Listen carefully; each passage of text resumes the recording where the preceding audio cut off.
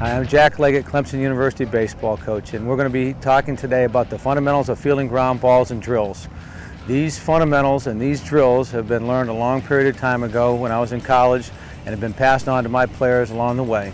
If you pay close attention to the details and to the fundamentals, I think that you can take your players to another level, whether you're a youth league coach or high school coach or a college coach. The equipment, the facilities, the names in the game have changed, but the fundamentals of infield play and fielding fundamentals have remained basically the same for a long period of time. I've analyzed video, I've watched our players throughout 25 years of coaching, and I continually come back to the same basic fundamentals that I learned 25 years ago myself.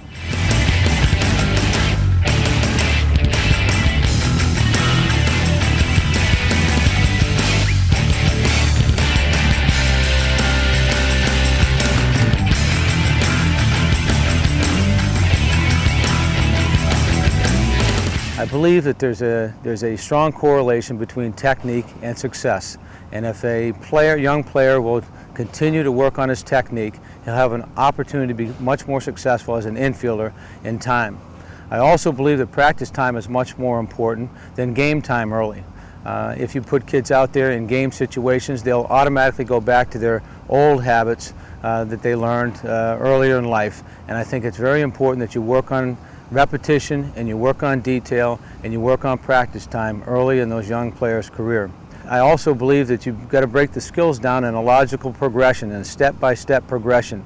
You cannot try to bypass one part of your skills to get to another. You've got to go step by step in order to break bad habits. Also believe that there should be a reinforcement after everything that you do on the baseball field. You reinforce whether it was done right or done wrong. And a lot of times a player will think that you're harping on them or you think that they're on you, and it's not constructive criticism, but in essence it really is, because if you can take your young player and make him believe that you are trying to make an adjustment in everything that he does to make him a better player, then they'll believe in you more and they'll allow you to get on top of them and to stay on top of their technique all of the time. Repetition and detail, there's no substitute for it. You've got to do a lot of repetition to break an old habit. During my camps in the summer, we're doing all types of repetition and many ground balls and little fundamental fielding drills in order to break just a very simple habit that a kid might have in his technique. I also believe nowadays that most kids are looking for an answer to why you're doing things. Back in the days when I played, if a coach told me to do something, I ran my head through the wall and just did it. Now kids want to know why, and if you can explain why you're going to do something differently and why you're going to work on their technique to change from what they've been doing before, then I think they're going to be much more receptive. I also was a very visual learner. If someone demonstrated something to me or showed it to me on a video, like you have the opportunity right now, I was able to pick it up and I was able to improve. Kids that read a book or kids that just do it through talk don't necessarily pick it up as good as they do through visual teaching. So this video is something that can help you, and if you can learn the techniques yourself and demonstrate it, it makes you even more valuable as a coach. Now we have to have specific goals, and in our goals I believe that we've got to try, out of the fundamentals and the drills that we're going to show you, we've got to try to increase the quickness of their hands and the quickness of their feet. And those are two main qualities of a strong and a successful infielder, is quick hands and quick feet. You also have to work on their conditioning. So that's why we do a lot of repetition and a lot of work on fundamentals. We take an awful lot of ground balls. We do an awful lot of throwing because we want them to be very well conditioned. So when it gets to the 7th, 8th, and 9th inning, we're never going to lose a game because they weren't conditioned properly. They got their feet messed up a little bit, so they made an errant throw. We want to make sure that their technique is flawless. We want to make sure that they're ready to make the play late in the game just as well as early in the ball game. Consistency of hands, consistency of their feet, consistency of their movements are another goal of our infield fundamentals and our infield drills. It's just like a hitter. He has to have a consistent swing. He has to have a consistent approach, stance, stride, and swing.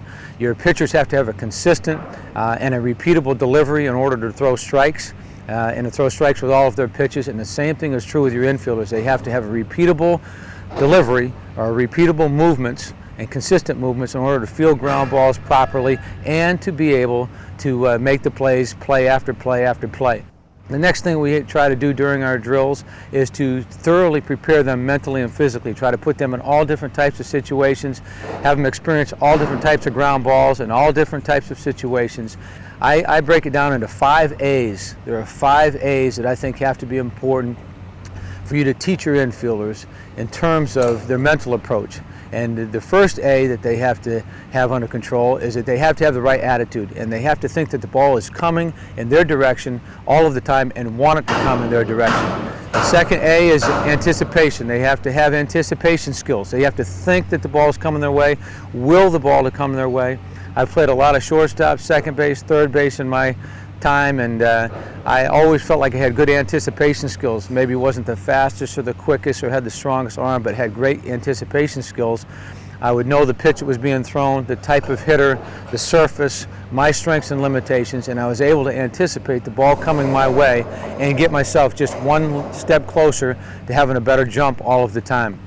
The other A that I think is important is developing that aggressive attitude where we've got to go get the ball, field it as close to our target as possible, realize that the runners are trying to get to first base as quickly as they can be, so we've got to have an aggressive approach, just as your pitcher has to, just as your infielders have to, just as your hitters have to, and your base runners. Everybody has to be aggressive on the field to be successful. The fourth A is to always create an angle. And you can help their arms, you can help their quickness by creating angles and having them have a better understanding of the angles of the game. And the last one, the last A, the fifth one, is attack. You have to be in attack mode. You can't be in a passive mode. You can't wait for the ball to get to you. You have to move to the baseball and attack the ball and get to it as closely as you can toward where it came from, and shorten your distance down to first base all of the time if that's where your goal is, to go to first base. So I think those 5 A's will help you with a mental approach, trying to teach your kids that they have to be in all of those modes. The aggressive have to have a great attitude, they have to create an angle all the time, and they have to be in the attack mode, and they have to have great anticipation skills if they're going to be successful in this game. Today we're going to talk about 5 different ground balls. Fielding the ground ball is hit right at you. Fielding the ground ball is hit to the glove hand side that takes you to your left. Fielding the ground ball that takes you to the right side, but it's not hit far enough to be a backhanded ground ball. So I call it a V-cut, where we cut it off at the pass, and we take a very aggressive angle beyond the baseball and then work our way through the ball to first base as hard as we can. And the backhanded ground ball, we have to work to the backhand side. And then the slow roller, where we approach the ball hard and quick, but under control, field the ball on the run, and throw the ball on the run. And those 5 basic ground balls are the ones we're going to attack today, and the ones that we're going to break down in our fundamentals and drill by drill and step by step.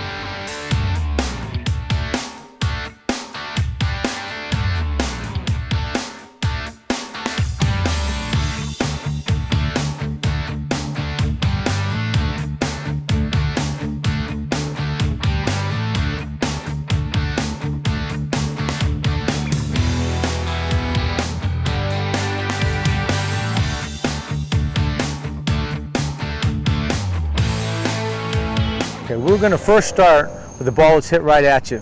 And the reason we're going to start with that ground ball is because I think it's the toughest one to field. Everyone might say the backhand, the slow roller, the ball to the glove hand side, a V-cut ground ball might be the most difficult, but I think that the ground ball that's most difficult to field is the ball that's hit right at you. And the reason I say that is because of a few reasons. One of them is anytime something's hit toward an infielder, they have a little bit of a tendency to let the ball play them, or a tendency to freeze if it's hit real hard. The second reason for the ball hit right at them that makes it a little bit more difficult than the others, I think, is because it's tougher to judge the distance of the hops. And the example that I normally give when I'm talking about infield play is, if you're standing on the straightaway at the Kentucky Derby and those thoroughbreds are coming after you and coming straight towards you, it's very difficult to know when those hooves are going to hit the next time around. If you stand off to the side or create an angle, or if you're in the box looking down on those horses, you can see where those hooves are going to hit every 21 feet or so, and you can have better anticipation about where that ball is going to bounce. And the same thing with the speed. The speed, if you stand on the interstate and you're looking at a Mack truck coming at you, it's difficult to tell whether it's going to 50 miles an hour, 60 miles an hour, 70 miles an hour. But if you stand off to the side at the rest area and you're looking down, you can see and have a little bit better idea whether that truck is moving 50 miles an hour, 60 miles an hour, 70 miles an hour. And I think those are 2 really good examples to teach kids and tell kids how difficult it is to anticipate the ball coming right at them, anticipating the speed and judging the distance of the hops. So that's why it takes a lot of time, that's why it takes a lot of repetition, and that's why it's very important to start, I think, your young infielders with balls that are hit right at them. The other thing that I think goes wrong when the kids hit a ball right at them is that they have a tendency to stand up and they change their eye level up high and then they bring it back down to where the baseball is. And that can be a problem. And they let the ball play them. So they've got to learn to attack the baseball. They've got to learn to try to keep the glove open and the palm open to the ball all of the time because the ball is moving toward them and they're moving toward the baseball. The next thing I think is real important is that your infielders understand that they have to try to feel the ball on the top of the hop or the down hop or just as the ball makes contact with the ground on the short hop.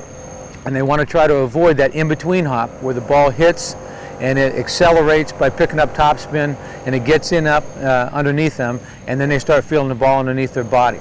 So if they can have a clear understanding that they want to feel the ball and accelerate, slow down, whatever they have to do to feel the ball on the top of the hop or feel it on it as it's decelerating on the way down or as it just makes contact with the ground on the short hop, they're going to be much more successful than getting the ball that's in between. Okay, as I mentioned, we're going to start with a ground ball that's hit right at you. And as I told you before, I think this is the most difficult one to field. And the reason I said that is because you have a tendency to freeze. What we want to try to have our kids do is we want to anticipate the ball coming to them, we want them to be aggressive, and we want to attack the baseball, and we want to try to create an angle. The first thing we tell our kids to do is by anticipating and having the right first step is take a step with your right, left, and then just a little bit of a jump step to ready for the baseball. The second thing we tell our kids to do is to try to keep the palm of the glove open to the ball all of the time. And I'll explain to you why we do that as we go along, but I think it's very important that we try to teach them early to keep the palm of the glove open to the baseball. The next thing, as I talked about before, was trying to attack the baseball and to create an angle. So we're going to move to the baseball, we're going to try to create an angle toward our target as we approach the baseball without losing any time to the ball. As we're moving to the ball, the glove is open all the time, and one of the coaching points I think is real important is try to keep the elbow in, which keeps the palm of the glove open. If you turn the elbow out, you start to close the face of the glove, which makes it a little more difficult to field and waste time when it comes back toward time to field the baseball. As we approach the baseball, we're looking to try to get one of three hops. The top of the hop, which would be the ball at the very top. The ball is decelerating on the way down, the down hop, or the ball just takes off the ground, short hop, before it has a tendency, before it has a chance to hit, pick up topspin, and eat you up inside on the in-between hop or the hop that you wanted on the up hop. I'm looking for a ball that's short hop, down hop, or top of the hop, and I'm going to accelerate to that ball to make sure that happens, or I'm going to decelerate and I'm going to come under control when it's time to field it. As I move to the baseball and create my angle, my palm is open, I'm going to field the ball from the out to the in and the down to the up. And I'm going to feel it off the glove hand eye, the left side of my body, and I'm going to try to square my feet off to the flight of the baseball. The reasons for that is I want to try to get the hands out as far as I can so I can create soft hands. If my hands are underneath me, they're going to be a little bit harder and I'm going to be jabbing at the baseball. I'm going to feel it from the out to the in. The reason I get as far as I can out by sitting on the ball, we call it sitting on the ball and getting our butt down, is I want my hands as far as I possibly can because it gives me a little bit of a margin for error as well. So if I flinch a little bit early or I leave a little bit early, I'm moving with the flight of the baseball. Whereas if I've got my hands underneath me and I leave a little bit early, I am going up and creating an error problem. So get your hands out in front, get your hand over the top, your right hand over the top, almost like an alligator's jaws. Work from the out to the in, and from the down below the baseball to the up, and bring it into your stomach, feel it off the glove hand eye, and then once we come into the stomach, we start to move the ball to the shoulder, which is the throwing area. And as we do, we want to cross over in front with our feet, stay compact, and when we release the baseball, try to take our belt buckle to our target, stay compact with the front side, keep our fingers behind the baseball, elbow high. We want to throw, and we want to release the baseball, and we want to follow our throw to our target and do what I call nose to leather, which means we stay nose on the throw until it touches the leather of your partner.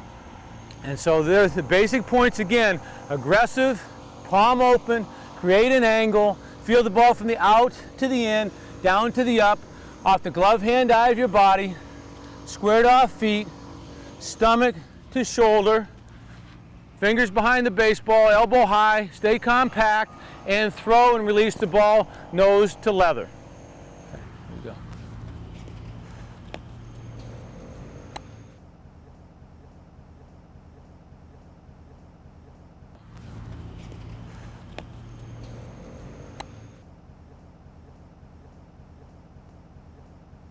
When you're taking young infielders, it's very important that you just start with a very fundamental progression and make it logical.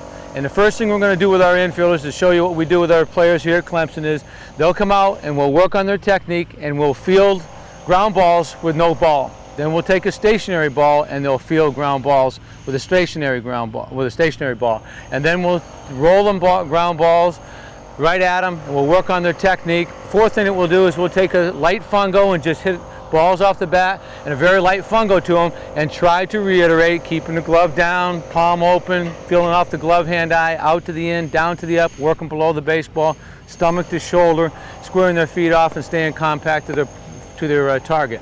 And so right now I'll just send these our two infielders here. You guys go ahead and just come through and feel the ground ball as if it was hit at you, kind of an imaginary deal, palm open.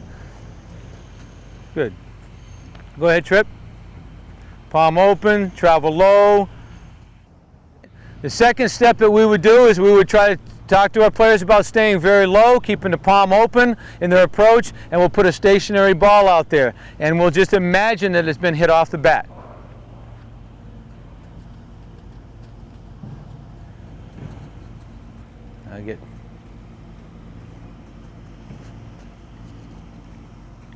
Step 3 would be to roll a ball in a very controlled situation where they don't have to panic and go back to their bad habits if you hit it off the fungo, if you're playing live baseball. So we're just going to control it by rolling the ball to them.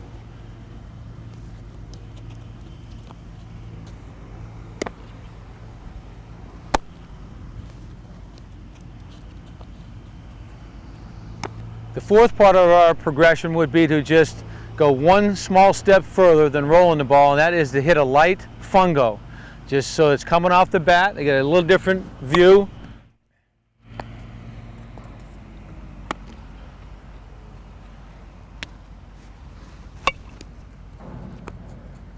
Step 5 would be just a little bit longer fungo from a little bit longer distance from where we were before, with a little bit more firmness on the fungo, and hoping that they don't go back to their bad technique and that they stay with the fundamentals that we've just been talking about.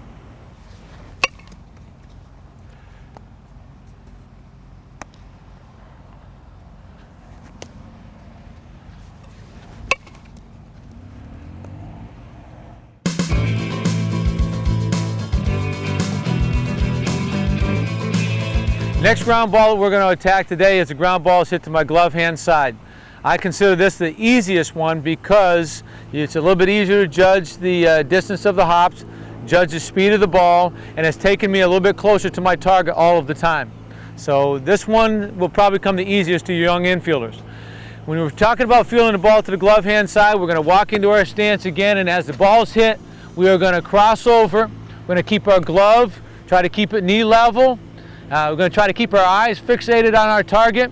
We're going to try to stay as low as we possibly can and keep your eyes level rather than tilting your eyes. We're going to try to meet the ball off at the pass, get it as quickly as we possibly can toward our target, at the same time trying to get one of our 3 hops, the top of the hop, the down hop, or the short hop.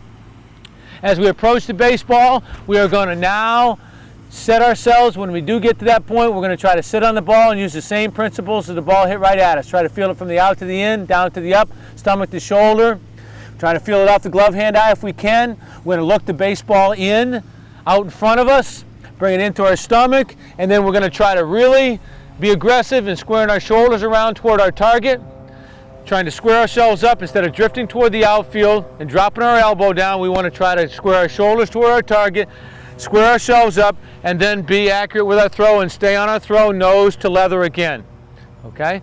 So again, the key principles are to stay low. After you cross over step, keep the palm open, attack the baseball, get one of your 3 hops you're looking for, feel the ball with the same kind of principles as the ball hit right at you, and then try to square your shoulders up towards your target. Palm open, cross over, feel it, and then throw and follow your throw, nose to leather on my target. Okay, as I move our player to the glove hand side, I'm going to reiterate and I'm going to watch, make sure that the glove is open, make sure they're traveling low, make sure all the fundamentals are correct. We put 3 cones out there because this is a good drill to remind them that once they've fielded the ball, that they've got to square their shoulders around and try to line them up with those cones toward first base instead of drifting off and dropping the arm down, drifting off to the outfield. Okay? And you can see that because the cone is a visual picture for him, it gives him an opportunity to show that, show himself that he's got to square his shoulders up to be a little bit more accurate in throwing to first base. Okay, again, there's a logical progression to try to teach your infielders how to field balls to the glove hand side. We're going to do this right now with no baseball, and we're just breaking down their technique and watching their fundamentals. No baseball to the glove hand side. Go.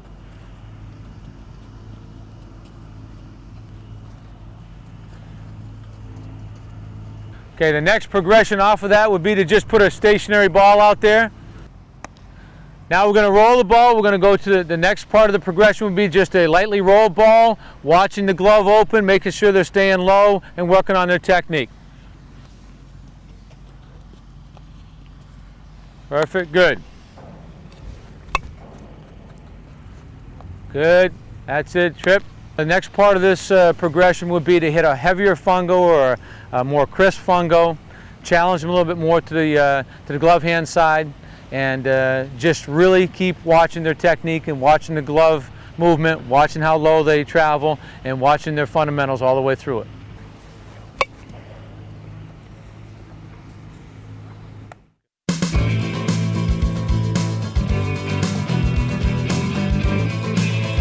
Next ground ball we're going to talk about is a ball that's hit to my backhand side, but it's not hit far enough where I have to backhand the ball. I just have to V-cut the baseball. Some people call it rounding the ball off. I call it V-cut because to me that's a little bit more aggressive approach. So I'm going to try to, on a ball that's hit to my right, try to get to that position as quickly as possible beyond it and then field the ball as aggressively as I can back toward my target, back to first base. Now, common mistakes as we go along, these kids that are traveling away from first base, you have to realize this is probably the toughest ball to field because you're going away from your target. It's not hit as hard as the backhanded ball, and we have got to get ourselves at an angle back toward our target as quickly as possible and make an accurate throw. So as that ball is hit to my right, I've got to make a decision. No, I do not have to backhand it, so now I've got to meet it off at the pass as quickly as I can, and I turn my glove back around, get around the baseball, field through it, kick through in front, throw, and follow my throw nose to leather. And it's a very difficult ball to field because it's just right outside this outstretched arms of the third baseman. I'm going toward that baseball. I don't have to backhand it. I got to come in. Every step I take in this direction, that man's taking a step down the baseline. So we've got to be very aggressive on this ball, work our way past it. Don't be as concerned. Once you cross over, now we go get it. And we've got to be less concerned about feeling on the glove hand eye because it's a do or die play. And then we've got to cross over in front and make sure that we're real accurate with our throws because anything offline here, because it's going to be a bang bang play, is not going to be efficient enough to make this play. All right, I'm going to have Herman roll me the ball this way.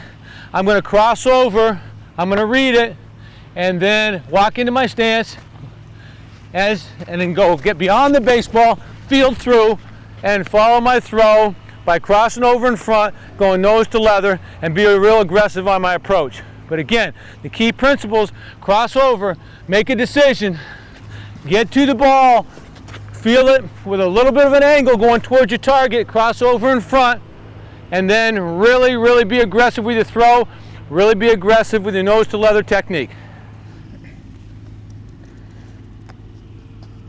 Good. Good. You can see how he got beyond the baseball, fielded the ball with momentum going to first base, and then was very aggressive in his approach of kicking through. Good. Good. Okay. Now, in order to teach this the proper way, we're just going to do it without a baseball right now. Step one of our progression again would be no baseball. Ball hits you that side, work, field through, perfect. Okay, step two would be just a stationary ball where they attack the baseball as if it's hit off the bat. Go. And we just try to over-exaggerate that angle. Step three would be taking the ball off the hand here, just a roll ball to the backhand side, kicks through aggressively and makes his throw. Step four would be a light fungo. Hit the ball lightly off the bat, try to give him an idea, getting beyond the baseball, kicking through, and being aggressive on the throw. And step beyond that would be a heavier fungo, more aggressive fungo to the backhand side where he V-cuts it, gets beyond the ball, and finishes up. And then the last step in the progression would be to take as many balls live off the bat during batting practice as they possibly can, move more up the middle so they're getting more balls to the backhand side just to challenge themselves.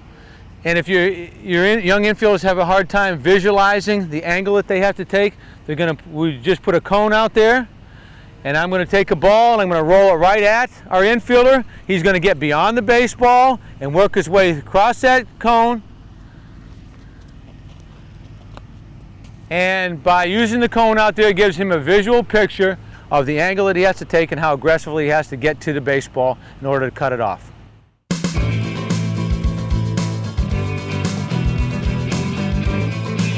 Okay, the next ground ball that we're going to talk about here is the backhand ground ball. As the ball is hit hard and sharply to my backhand side, I realize I can't get my body in front of it because the golden rule is if a ball's hit your backhand side, try to get around it, move your feet, and don't poach on the ball. Don't wait on the ball to backhand it because we're not getting chest in front of it. Try to get your chest in front of the ball. If you realize you can't, now we got to backhand it. So what we do is we walk into our stance and we cross over. Decision's made, I'm going to have to extend and work my way through to that baseball, and I'm going to have to backhand it.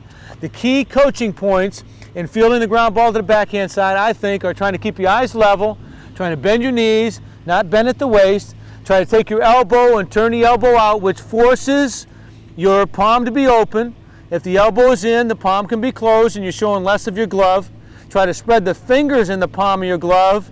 Rather than closing them off, spread them so that you widen up the face of your glove. We're going to try to field the ball a little bit deeper in our glove this time, and I like the idea of trying to field the ball about 12 inches off of your throwing hand toe, throwing hand foot. Some people teach fielding the backhand this way.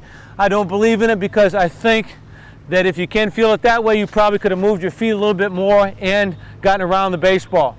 And you teach your first baseman to extend this way when he catches balls because you can reach further this way rather than extending this way at first base. And that's the same thing we want to do.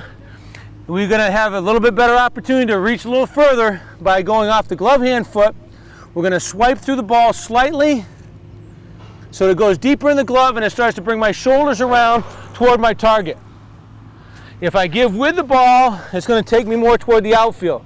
Now there'll be times when you do give the ball when it's hit extremely hard and you have plenty of time, but in this case we're going to try to be more efficient with our time by swiping through the baseball, planting hard on the inside cleats, trying to keep your knees inside your feet, bringing the ball up to the throwing side, getting a lot of push off our back side, open up our belt buckle to our target, elbow up top, throwing over the top. We're going to stay compact. We're going to keep our cleats. We're going to have all of our weight and all of our push and all of our balance on the inside cleats. Don't roll over. Don't let your knee roll over your foot. Keep your ball, weight on the balls of your feet on the inside part of your cleats. Elbow up high. Open up the front a little bit so we're not throwing across our body. Open up the chest a little bit. Throw and follow your throw. Take a couple steps and create that nose to leather technique that we talked about before. Stay on your throw, because if you throw across your body and you don't stay on your throw, the ball will die on you on the way to first base. Okay?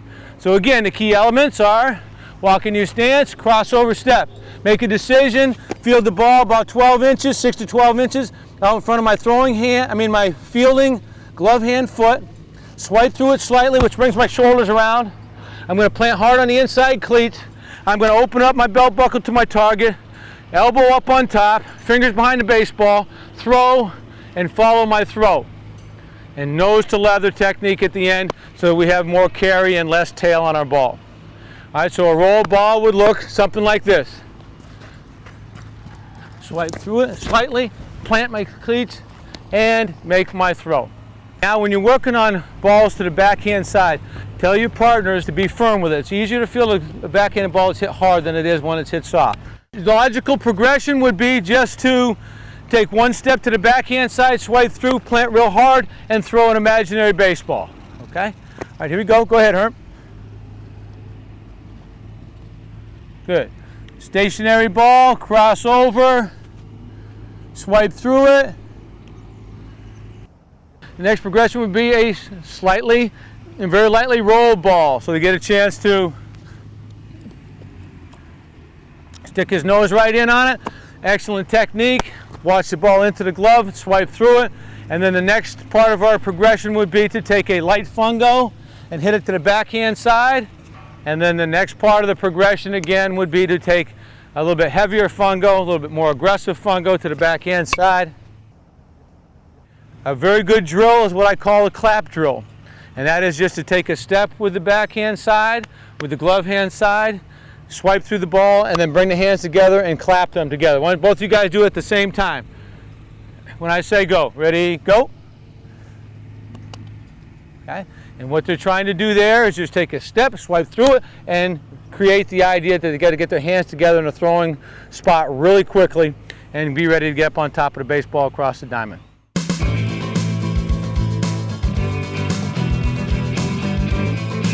Okay, last ground ball that we're going to talk about is a slowly hit ball with a slow roller. And this is simply a ball where we have to approach it on the run, field it on the run, and throw it on the run and be accurate with our throws. It happens quite a bit during the games, happens quite a bit during the course of the season, so you have to practice it during practice where players start to feel comfortable in approaching the baseball on the run, fielding the ball on the run, and throwing accurately on the run. And it's kind of a fun play to practice, and it separates the men from the boys on your team. The kids that come into your program, they're very athletic, have a tendency to be able to pick this play up and this ground ball up very quickly. Those that have a little less balance, a little less flexibility in their hips and hamstrings have a little bit more problems creating this. First thing that happens on a ball that's hit toward me is I've got to approach it aggressively because it's coming at me slower and that guy's moving down the line. The second thing I've got to do is I've got to create an angle. I have got to try to create an angle toward my target. The third thing I've got to try to do is I've got to keep the palm of my glove open on the way to the ball. And we try to teach two different techniques here. One fielding the ball one-handed and another one where we would field the ball two-handed on the run. I'm going to try to show you both and show you the advantages of both. The first thing that we've got to try to do after creating an angle and approaching the baseball is we want to try to work and we want to try to field the ball. If we're going to throw it with two hands, we want to try to field the ball about 12 to 18 inches out in front of my throwing hand heel inside of my body. I'm going to field the ball with two hands. Once I've created that angle, I'm headed toward my target. I field the ball with two hands. I'm going to bring the ball off the right foot and into my stomach area, which is where my center of gravity is, so I still got good balance. My left foot comes forward. I'm going to break my hands and take a step with my right foot. And as I do, my left foot starts to come up in the air to try to compensate and give me balance. I've broken my hands. I'm going to throw the ball level with the ground or better. Level or better. I'm going to take my glove out here and just bring it right to my shoulder so I've got torque when I throw and balance when I throw. You can see that all three things, my arm, my glove side, and my left side of my body down lower half is trying to compensate to keep my balance. As I've created my angle, I'm starting to look toward my target, my belt buckles toward my target. I release the baseball and I try to stay nose to leather. I'm going to throw the ball slightly to the outfield side to compensate for a little bit of tail, but I'm going to stay on my throw until I finish my job. So again, the key principles are to attack. Try to keep your eyes level as possible. Keep the palm open in the glove. Create an angle. Field the ball 12 to 18 inches in front of my throwing hand heel. Bring it into the stomach. The left foot comes forward. Right foot comes forward. I compensate torque with my left side of the body. Don't let it drop, because this will drop. Try to keep your arm parallel to the ground or better, and try to bring your left leg up to try to balance your body. Point your belt buckle to your target, compensate by throwing the ball a little bit to the outfield side, and then stay nose to leather on your target until it's finished. Okay? Now, there's two ways to field slow roller balls, and one of them is with the two-hand technique that I just mentioned right now. The other way is with a kid who's got maybe a little less flexibility in his hips and hamstrings, maybe a little taller infielder, or a kid who just feels more comfortable coming a little more aggressively with one hand. This is what I would teach him. It'd be the same kind of thing. We've got to come very aggressively, we've got to create an angle, but now we're going to feel the ball slightly off the left side of the body. Slightly off the left side of the body. You're going to feel it right, left, right, and throw. The advantage to this is you can approach the ball maybe a little bit more aggressively. It's going to take maybe a little bit more of a step to get rid of the ball, one more step to get rid of the ball. But you probably got a chance because you've created a little bit more momentum and you're able to come up out of your stance. You're probably able to throw the ball a little bit harder to first base. And so if you roll the ball to me and I did it one-handed, it would look like this. Aggressively.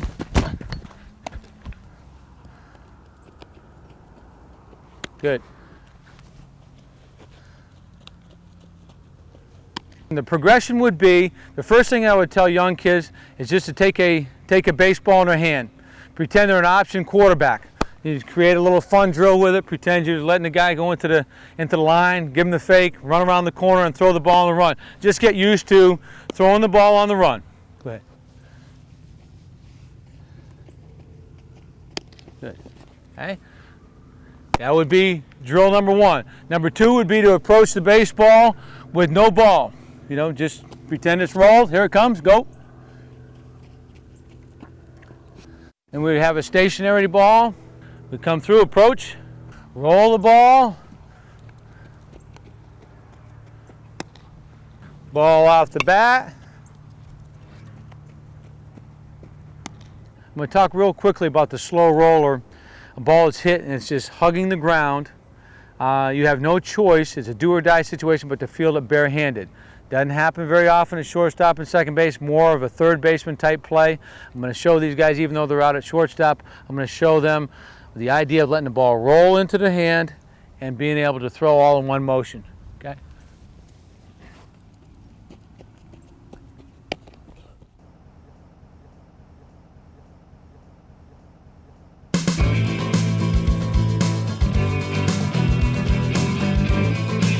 Okay, what I'm going to do right now is I'm going to show you some of the common problems you're going to see in your infielders.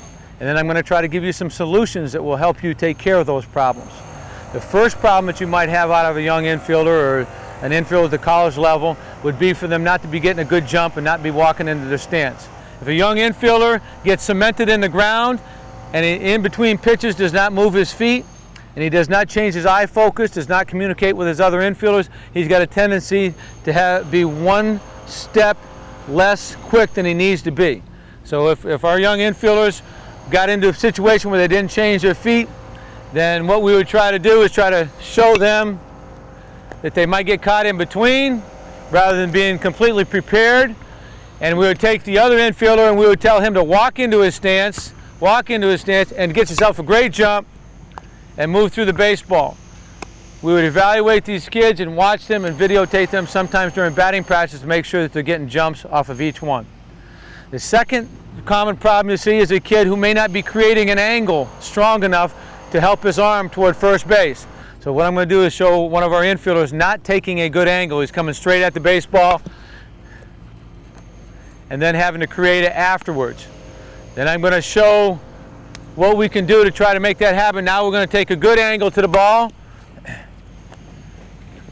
He gets a little closer to first base after he fields the baseball, shortens up the distance, and he helps himself be a little bit more accurate with his arm because he's got a better angle to first base. Another common problem is kids flipping the glove over, and this is a very bad problem when kids come to school for the first time. They're used to flipping the glove over. They go off and play in these summer leagues, and they're thinking about the style rather than substance. So what we try to do is we're going to show you right now a kid who flips the glove over and how it can get him in trouble. He's wasting a little bit of time. He's put himself in a compromising position, whereas if the ball's hit really hard, he has to turn his glove around at the last minute. Now we're going to keep that palm open all the time, and we're going to tell the other infielder to keep his palm open right behind. Trip, keep your palm open, please, so that they're in the back of the bread lines. We're making them feel that this is very comfortable to them rather than this being comfortable. We want that to be comfortable so they don't have any problems in keeping the glove open to the baseball. That ball was hit a little bit crisper, and it took a little bit of a short hop, it kind of slid it along the ground, and he kept his glove open, and it made it a lot easier instead of having to turn the glove around. The next common problem that we might have is a kid who comes up and down with his eyes. You can see how he started out low, and then he came back high with his eyes, and then back down again, and we're trying to judge, in this case, bouncing ball with bouncing eyes, and it's a very difficult thing. Now we're going to try to keep our eye level a little bit better, keep our focus on the baseball. His head was much stiller, and his eyes were much more level, and it makes you for a much more successful infielder. Another problem that we might have is not feeling the ball out in front, but more underneath your body. This comes from a kid not getting his butt down and his feet wide enough, and he feels the ball underneath the body, and it makes for less margin for error, and it makes for him not to have as good a balance as he needs to have, and it's not creating soft hands. Feel the ball underneath your body this time. Let the ball get underneath you.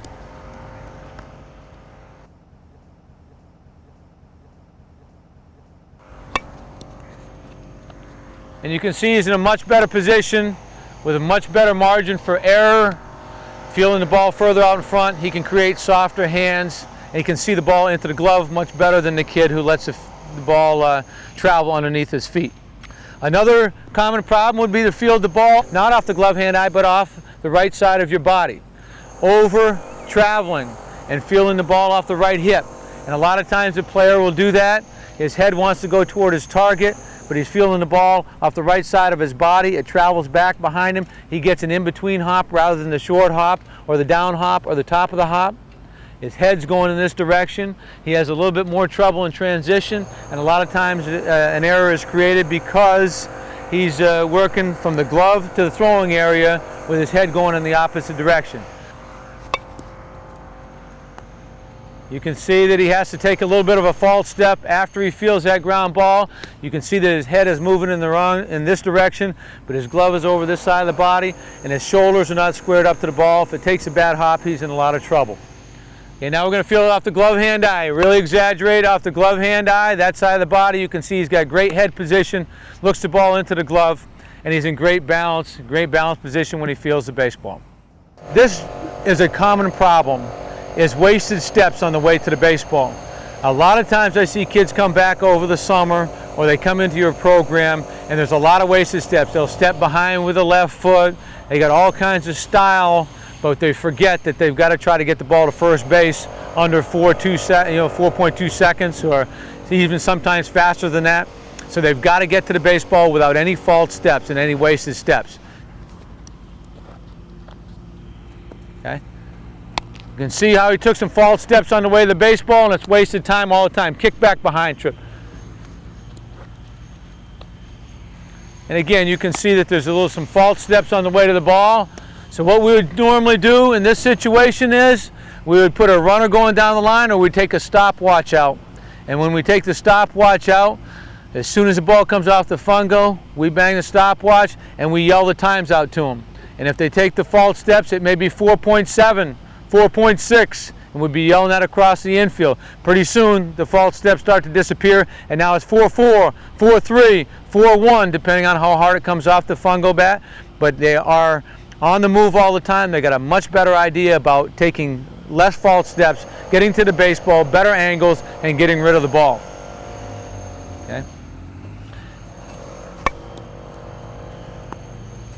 And we would yell the timeout, 4-4. And if we wanted to be a little bit quicker the next time around, come get the ball, quicker to the ball, 4-2. And they would be able to see the difference in what the style does for you. The style points don't mean anything. And the fundamentals and coming and get the baseball and creating a better angle is going to get the ball there quicker. And we can eliminate those false steps by bringing out the stopwatch.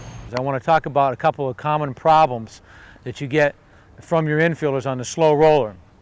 One of the common problems is not creating an angle so that they approach the ball, if they're coming straight at the baseball, instead of approaching it across and fielding it toward their target and throwing toward their target, they'll approach it more straight on. When they approach it straight on, they have a tendency to throw and peel off in this direction. And that is not a good thing because the ball will die on them, tail on them down toward the first baseline, and create a tough play for your first baseman. So we want them to try to understand that when they do throw the ball in a situation where we're working on drills, we're going to try to field the ball slow roller, throw the ball to first base, and receive the ball back. So I'm going to just call this a continuous slow roller drill. Field it, throw, and receive it back. Same thing. And then he'll receive the ball back as well. And it's a great drill and a great reminder to remind your infielders that they've got to go to their target, receive the ball back instead of peeling off.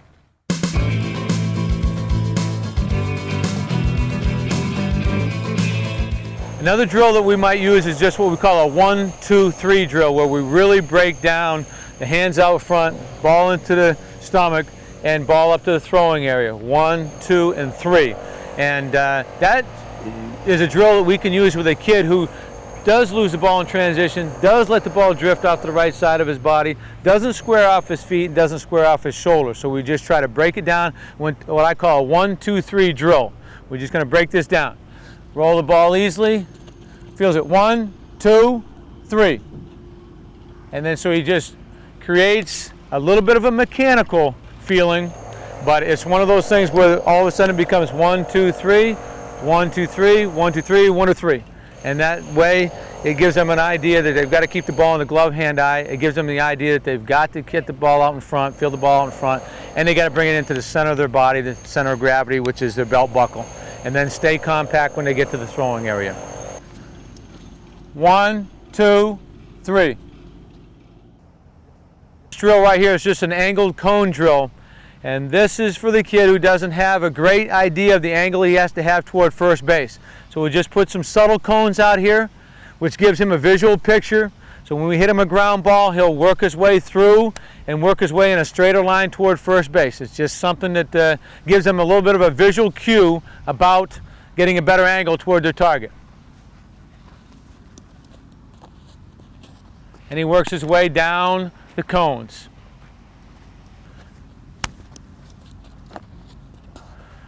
And you can see he works his way down the cones. What we're going to do right now is show you the common problem of a kid fielding the ball up the middle, and he's going to drift toward the outfield a little bit and not square up his shoulders and drop his arm a little bit. Then we're going to show you the right way of doing it and what the cone drill will do for you.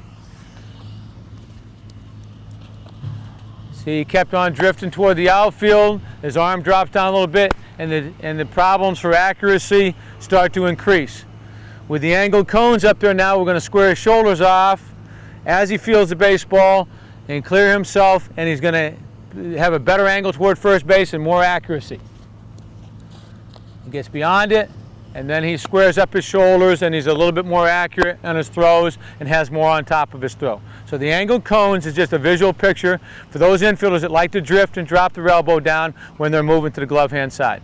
This is a great drill. It's just a small hurdles for a kid who's got draggy feet. He doesn't like to pick up his feet, has poor hip flexibility, and so what we make him do is get into his stance, cross over the top of the hurdles, and then field a ground ball after that. So it'll be walk into it, go ahead, Dan. Field a ground ball and throw, okay? Ready, go. And then field the ground ball and then throw. And that's a great drill. Have a kid pick up his knees a little bit better, not to drag his feet, and to improve his hip flexibility, left and right. Another drill that I would do, kind of a fun drill, with these guys on the slow roller is what I call the no panic drill.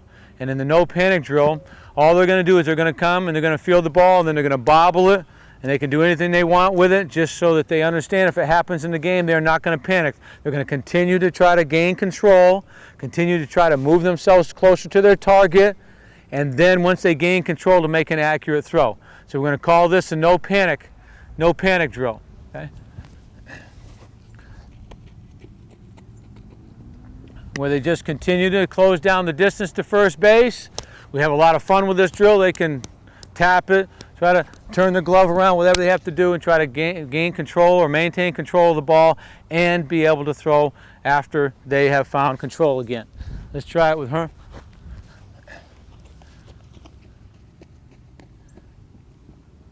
So they get the idea that they do not have to panic if they don't get the ball completely clean on the first time on the slow roller. All right, this is called the cone drill, and it's just a simple drill where I've placed a cone between the shortstop and the first baseman. There would be a cone between the third baseman and first baseman, and a cone between the second baseman and the first baseman. And it's just a visual cue, a visual reminder for your shortstop or your infielder to field the ball and move toward that cone toward the first baseman when they field the slow roller. He's going to approach it, head toward the cone, throw, and again, the cone is just a visual picture for them to understand that they've got to create that angle.